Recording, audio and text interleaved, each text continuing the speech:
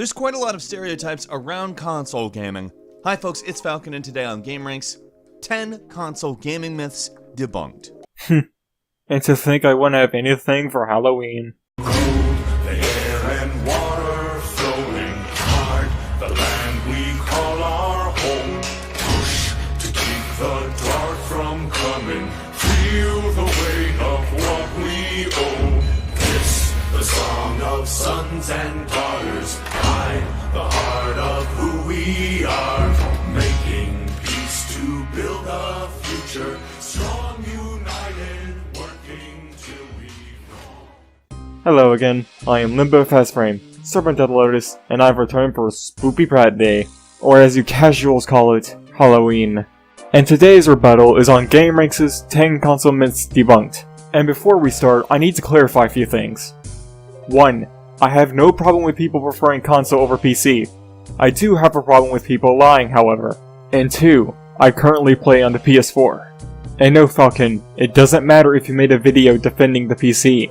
There's a difference between being neutral and being blatantly dishonest to look neutral. And with that, let's begin.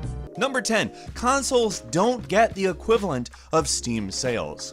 But the truth is, if you need to find a console game cheap, there are absolutely Steam-like sales, sometimes with extreme discounts. Now, does it happen as often as Steam sales? That's probably a little bit more grounded of a question to ask, but they do happen. And sure, like I said, it doesn't necessarily happen as often, but to outright say that these things don't happen on consoles is wrong. It's not even really a matter of keeping your eyes open either, because Steam sales are so frequent, it's just a matter of more retail-like frequency on the consoles. People who say that tend to be a bit hyperbolic. At the time of writing this, Steam had a bit over 2,000 games on sale, whereas PlayStation Store only had 79 games on sale. While you're not entirely wrong here, to say that console even has remotely the same amount of sales as Steam is being a bit disingenuous. Number 9, the myth that controllers just automatically suck. 'Cause mouse and keyboard, guys. Like, I am not going to sit here and tell you that for a first-person shooter, the majority of people can at least eventually do better with a mouse and keyboard. That doesn't stop people from using controllers like crazy on Steam.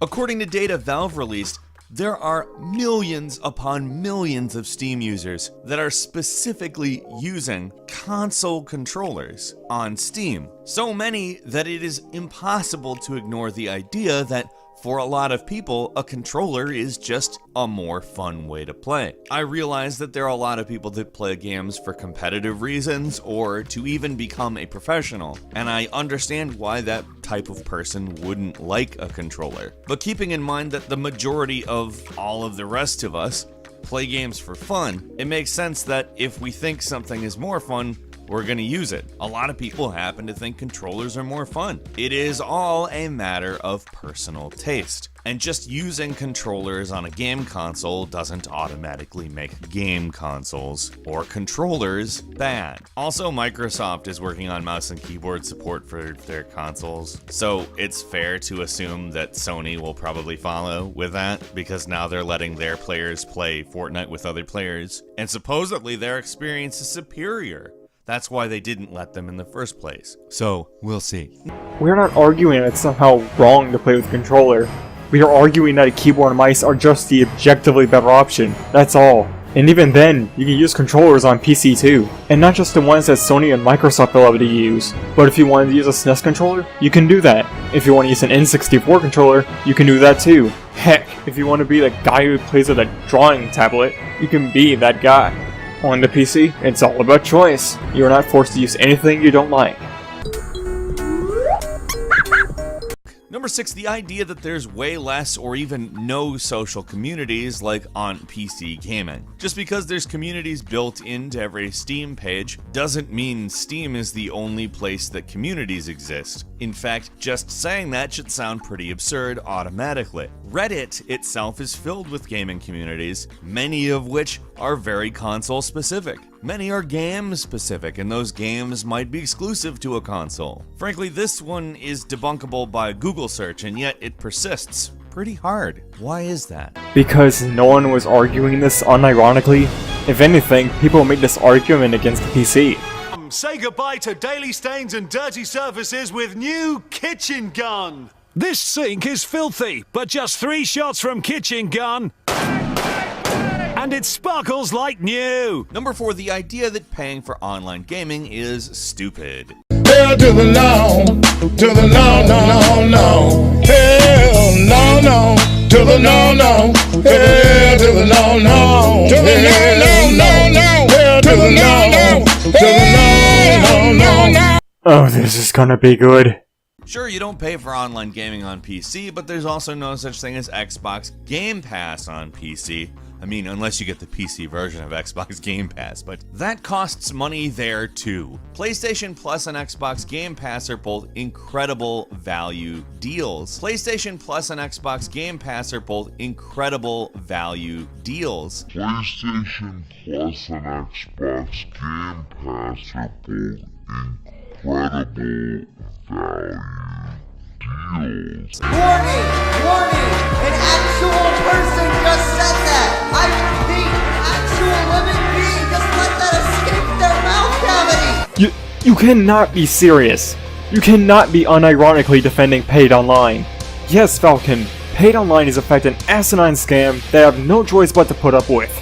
It doesn't matter what nonsense they throw in. If PS Plus is such a good deal, then why did they hold the ability to play online hostage? And sorry, comparing PlayStation Plus to Xbox Game Pass is a complete false equivalence, because Xbox Game Pass is completely optional. PlayStation Plus isn't. The games you get on PlayStation Plus for free are locked the moment your subscription expires.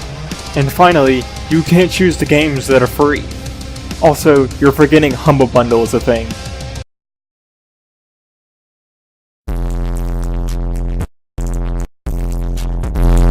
Number 2, the idea that consoles are holding back gaming, either in graphics or in general. I can't even tell you how many times I've seen people complain about the idea that because console hardware is technically inferior, that games have to be made for them, and that being they're made on technically inferior hardware, they're worse for whatever reason, either graphically or for some other reason. Like, consoles are way too mainstream for me, man. That's not really us that are making the claim. It's actually the developers themselves. DICE, Obsidian, CD Projekt Red, the people behind A Way Out, all are saying this. I would argue that if game consoles didn't exist, then computers would end up taking more console-like traits than you probably think they would. There's a certain type of customer that doesn't want to play games on their Windows PC, and they happen to be the majority of customers. They just want to press a button and have the game happen.